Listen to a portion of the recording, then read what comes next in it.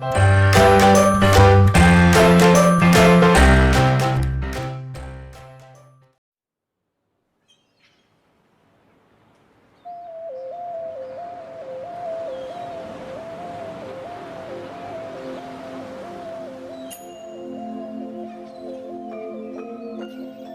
masyarakat di Bali, khususnya yang beragama Hindu, tidak lepas dari yang namanya upacara yatnya.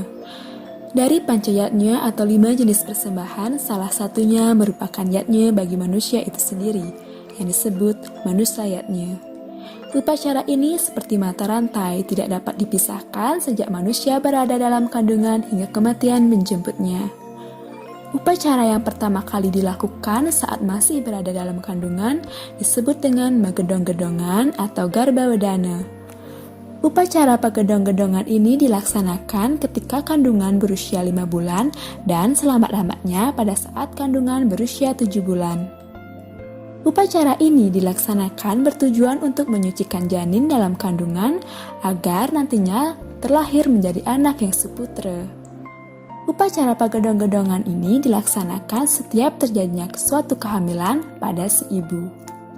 Upacara magedong-gedongan ini berhubungan dengan sistem reproduksi, khususnya sistem reproduksi wanita.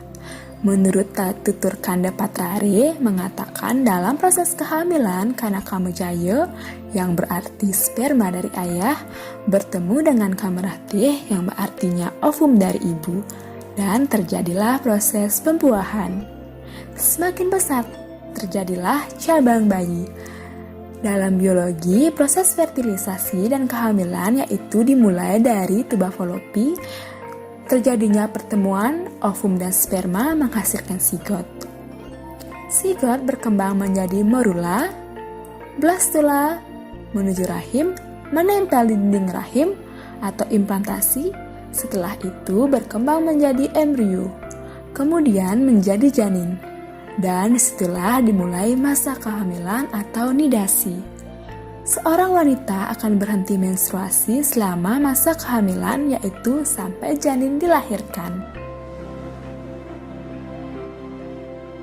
Pelaksanaan upacara menggedong-gedongan bukan hanya berfungsi sebagai penyucian terhadap bayi, di sisi lain juga berfungsi agar kedudukan bayi dalam kandungan agar baik, kuat, tidak abortus, lebih kuat menempel di dinding rahim dan kelangsungan hidup bayi terjamin.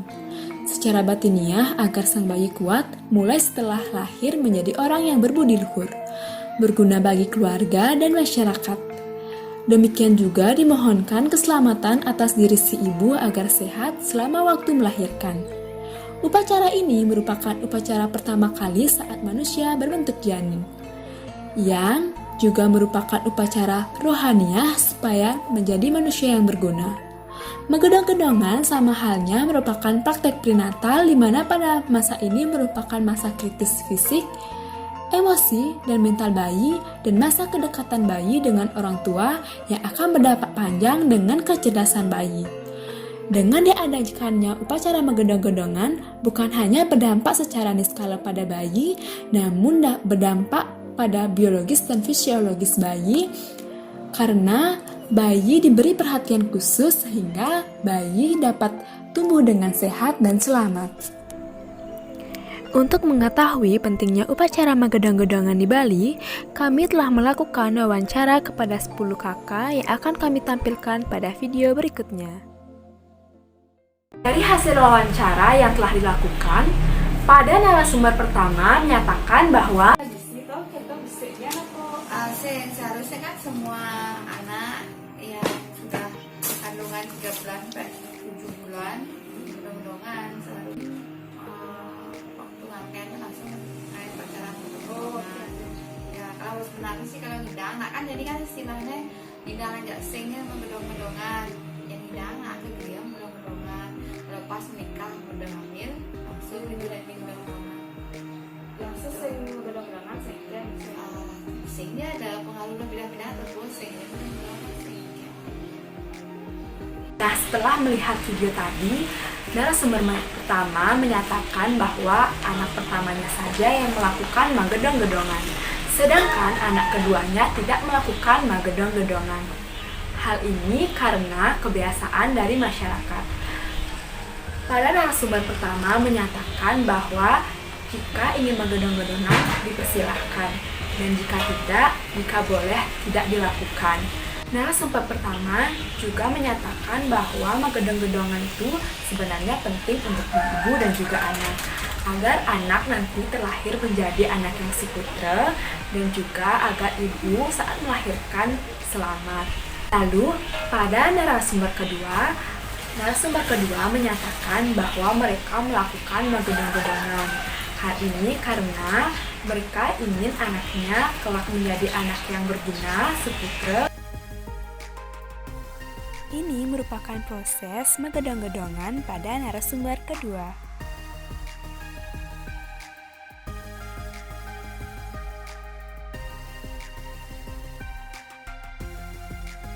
Setelah saya melakukan wawancara kepada saudara dan keluarga, mereka menyatakan bahwa menggedong-gedongan sangat penting dan wajib dilaksanakan. Jadi, mereka melaksanakan menggedong-gedongan.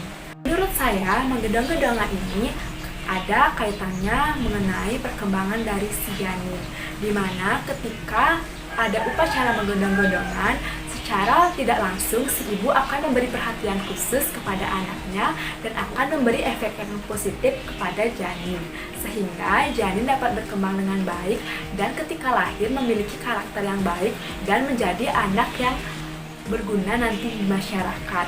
Dengan diadakannya upacara menggedong-gedongan, jadi upacara ini sama halnya dengan praktik pranatal, di mana praktik pranatal ini yaitu memberikan perhatian khusus kepada si janin agar si janin nantinya berkembang dengan Berdasarkan hasil wawancara yang didapat, keluarga Iwayan Soekarto dan Nyoman Sukerti tidak melaksanakan upacara menggedong-gedongan. Hal ini dikarenakan adanya kendala biaya pada saat melaksanakan upacara tersebut, karena biaya tersebut membutuhkan biaya yang lebih dari 1 juta. Dan pada keluarganya secara turun-temurun juga tidak pernah melaksanakan upacara menggedong-gedongan. Hasil wawancara yang kedua dilakukan pada keluarga Bapak Ibu Tolu Saputran dan Nyoman Sliani. Nah, pada keluarga ini tidak melaksanakan upacara menggedong-gedongan untuk ketiga anaknya. Hal ini dikarenakan secara turun-temurun keluarga ini tidak melaksanakan upacara menggedong-gedongan. Wawancara selanjutnya yaitu dilakukan kepada kakak Bisansia sendiri, yaitu Kak Erna yang tinggal di Buleleng pada saat ini, yaitu di Desa Bungkulan. Nah, wawancara ini dilakukan secara online, yaitu melalui media WhatsApp dan juga Facebook. Nah, berdasarkan hasil data yang didapat, keluarga Kak Erna ini melaksanakan upacara menggedong-gedongan kepada kedua anak-anaknya.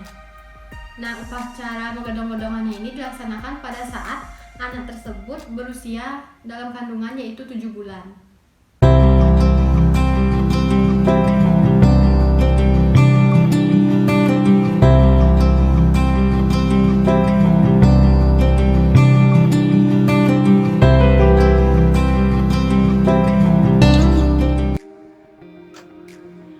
Nah, dari hasil wawancara mengenai upacara menggedong-gedongan yang telah dilakukan, yaitu yang pertama dari keluarga Ibu Ketut Sukaningsih, di mana ibu ini memiliki dua orang anak laki-laki.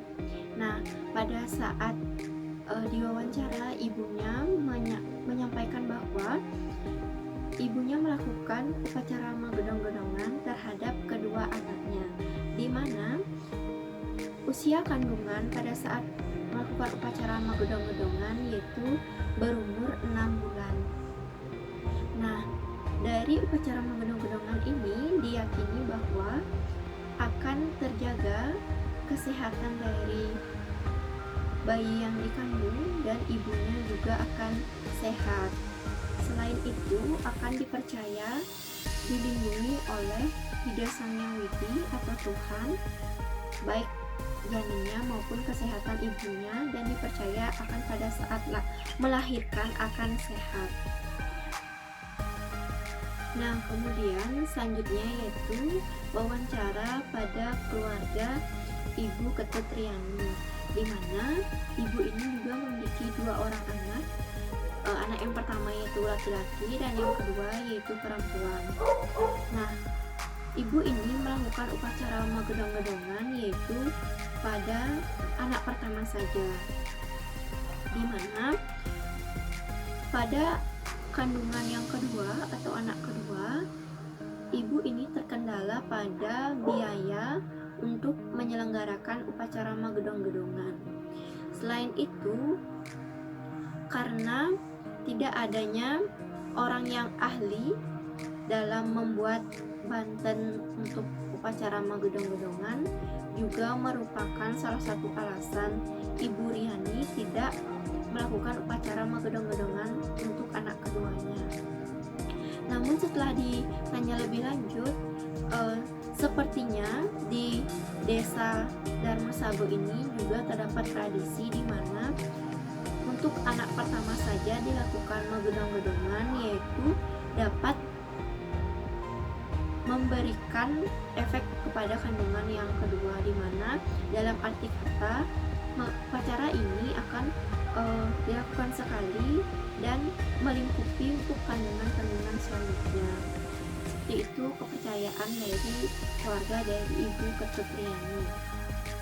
Nah, adapun keyakinan dari Ibu Ketut Riani melakukan upacara magedong-gedongan ini, yaitu diyakini bayi yang dikandungnya akan sehat, pertumbuhan dan perkembangannya akan terjaga, kuat, dan pada saat melahirkan juga akan sehat. Selain itu, Tuhan atau Ida Sang Hyang Widi melalui upacara ini akan memperkuat janin dan menjaga melindungi bayi tersebut. Nah, selanjutnya yaitu menanyakan pada keluarga sendiri atau saudara sendiri, di mana atas nama Ibu Limadewati. Ibu Limadewati ini memiliki 3 orang anak, di mana yang pertama anak perempuan, anak kedua perempuan, dan yang ketiga laki-laki. Nah, upacara magedong-gedongan ini hanya dilakukan pada anak pertamanya saja, di mana alasannya yaitu sama dengan Ibu Ketut Riani. Yang pertama, karena terkendala biaya untuk menyelenggarakan upacara. Yang kedua, di mana ada kepercayaan bahwa cukup melakukan upacara magedong-gedongan pada anak pertama saja, sehingga akan melingkupi untuk kandungan berikutnya. Nah, adapun kepercayaan untuk upacara magedong-gedongan ini diyakini oleh Ibu Limadewati untuk memperkuat kandungan agar anak nanti juga dilahirkan suputra atau suputri atau anak yang baik. Selanjutnya, pertumbuhan dan perkembangannya akan berjalan dengan normal atau baik, dan pada saat persalinan akan dilancarkan, serta tidak lupa akan dilindungi oleh Ida Sang Hyang Widi atau Tuhan Yang Maha. Jadi, upacara magedong-gedongan ini menurut keluarga wajib dilaksanakan setiap kali kehamilan. Tujuannya untuk memohon keselamatan si bayi agar kelak menjadi anak yang suputra dan berguna di masyarakat. Upacara magedong-gedongan tersebut dilaksanakan ketika usia kandungan 5-7 bulan. Berdasarkan hasil wawancara, di keluarga pertama tidak melaksanakan upacara magedong-gedongan. Jadi menurut kepercayaan mereka, upacara magedong-gedongan ini boleh dilaksanakan dan boleh tidak, tergantung kemampuan masing-masing keluarga. Nah, biasanya upacara magedong-gedongan ini hanya dilaksanakan untuk anak pertama saja. Di keluarga kedua, tetap melaksanakan upacara magedong-gedongan. Menurut kepercayaan mereka, upacara magedong-gedongan wajib dilaksanakan setiap kali kehamilan. Tujuannya untuk menyucikan janin dan agar kelak terlahir menjadi anak yang suputra. Berdasarkan kepercayaan keluarga kedua, upacara magedong-gedongan ini dilaksanakan ketika usia kandungan 5 hingga 7 bulan. Nah, baiklah, kali ini saya akan menyampaikan hasil wawancara mengenai acara magedong-gedongan yang dilaksanakan oleh umat Hindu pada saat bayi dalam kandungan berumur 5 sampai 7 bulan. Untuk yang pertama, yaitu saya wawancarai keluarga dari Nyoman Bagian Selatan. Beling apakah naik acara magedong-gedongan? Oh, betul mek yansing naik di keto. Karena mek yansing nawang. Apakah ada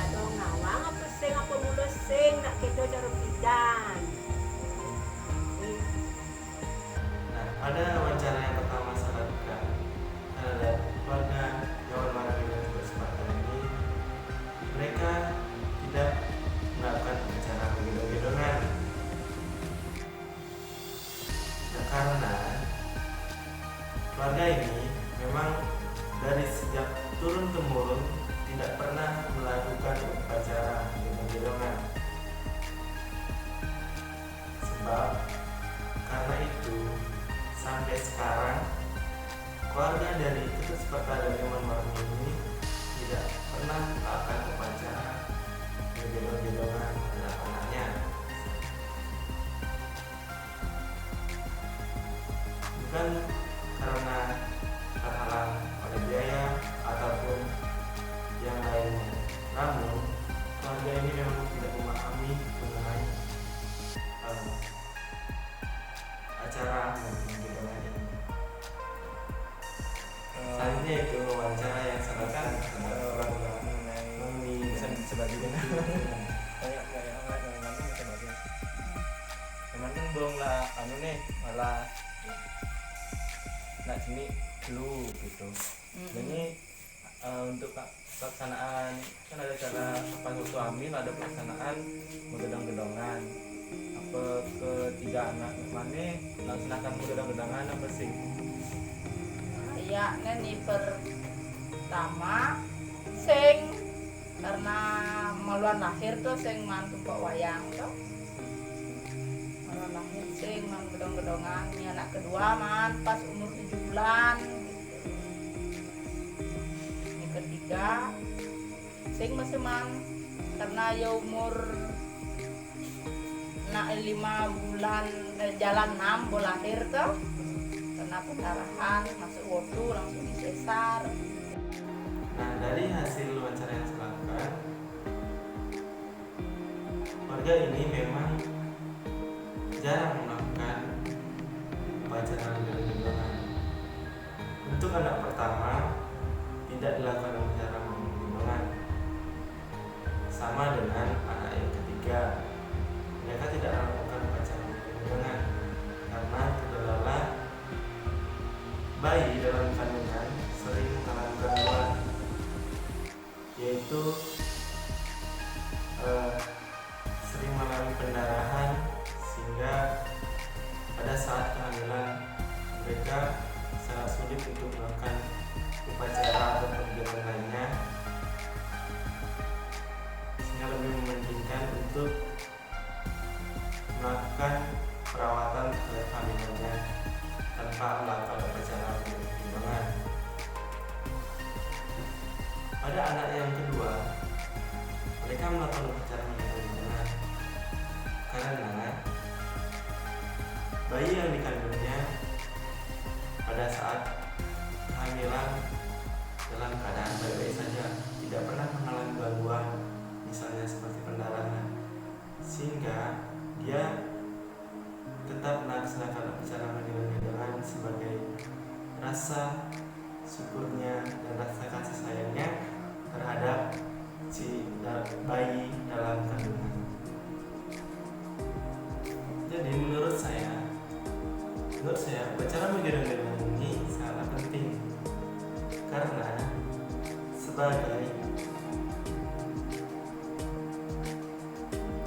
menurut saya upacara gendong-gendongan ini sangat penting karena ini merupakan pendidikan terhadap anak pada saat anak masih dalam kandungan, karena adaptasi yang akan dilakukan oleh anak sesuai dengan kondisi daripada ibu atau yang mengandung selama kehamilan. Apabila ibunya dalam keadaan nyaman, baik-baik saja, maka secara tidak langsung akan mempengaruhi bayi dalam kandungannya. Kondisi yang nyaman akan memberikan kenyamanan pula terhadap bayi dalam kandungannya. Adapun solusi yang dapat ditawarkan dari diketahuinya permasalahan yang ada di masyarakat mengenai pelaksanaan upacara magedong-gedongan, yaitu masyarakat menganggap bahwa upacara magedong-gedongan tidak wajib dilaksanakan. Kepercayaan tersebut memang tidak bisa kita paksakan kepada semua orang untuk melaksanakannya. Namun, alangkah lebih baiknya jika masyarakat tidak melakukan upacara magedong-gedongan, masyarakat sebaiknya melakukan upacara lain untuk meminta keselamatan untuk bayi dan ibu yang sedang mengandungnya, di mana acara tersebut seperti melakukan pengelukatan. Setiap upacara memiliki makna yang sama, yaitu merupakan wujud terima kasih kita terhadap Ida Sang Hyang Widi atau Tuhan, ataupun wujud rasa meminta kita kepada beliau agar kandungan kita tetap dijaga. Adapun untuk kasus anak pertama saja yang dilakukan upacara magedong-gedongan, itu kembali lagi kepada hak masing-masing keluarga untuk melaksanakan upacara magedong-gedongan. Namun, alangkah lebih baiknya solusi yang dapat ditawarkan, yaitu keluarga tersebut harus berkonsultasi terlebih dahulu kepada tokoh agama atau ahli agama mengenai upacara ini, dan sebaiknya bila terdapat kendala, apa yang bisa dilakukan untuk dapat tetap memohon keselamatan demi lahirnya anak dan bayi ini dengan selamat.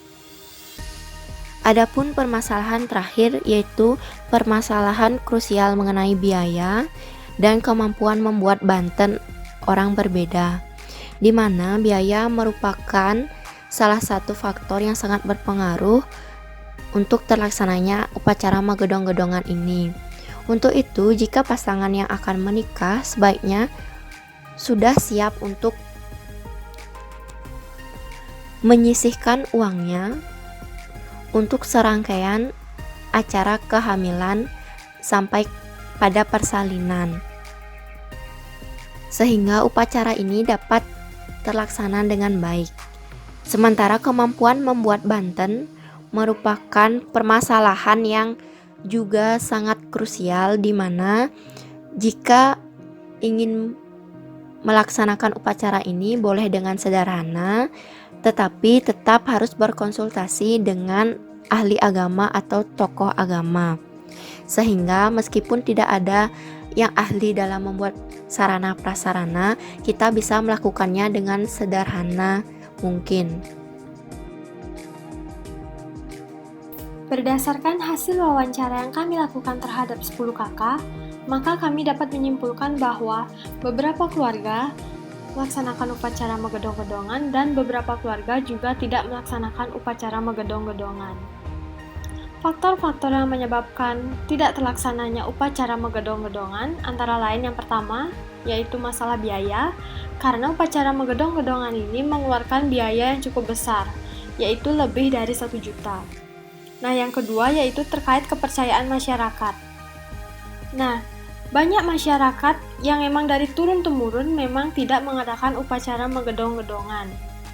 Padahal mereka sendiri tahu bahwa upacara magedong-gedongan itu penting bagi umat Hindu. Upacara magedong-gedongan dilakukan pada saat bayi berusia 5-7 bulan. Hal ini dikarenakan janin pada usia tersebut sudah terbentuk dengan sangat sempurna. Dan periode prenatal atau pralahir merupakan masa di mana terjadinya perkembangan fisik, emosi, dan juga mental bayi. Ini adalah suatu masa di mana kedekatan hubungan antara bayi dan orang tua mulai terbentuk dengan konsekuensi yang berdampak panjang, terutama dengan kemampuan dan kecerdasan pada bayi tersebut. Dalam agama Hindu, memperkuat pandangan perlunya pendidikan prenatal agar anak yang lahir memiliki perkembangan fisik, emosi, dan mental yang baik. Salah satunya adalah dengan melaksanakan upacara magedong-gedongan ini. Jadi, melakukan upacara magedong-gedongan ini sama pentingnya dengan melakukan praktek prenatal. Nah, apabila kita tidak melaksanakan upacara magedong-gedongan sebagai umat Hindu, maka seorang ibu harus melakukan hal-hal positif lainnya sesuai dengan praktek prenatal agar nantinya bayi yang lahir atau janin yang lahir itu menjadi selamat dan juga sehat.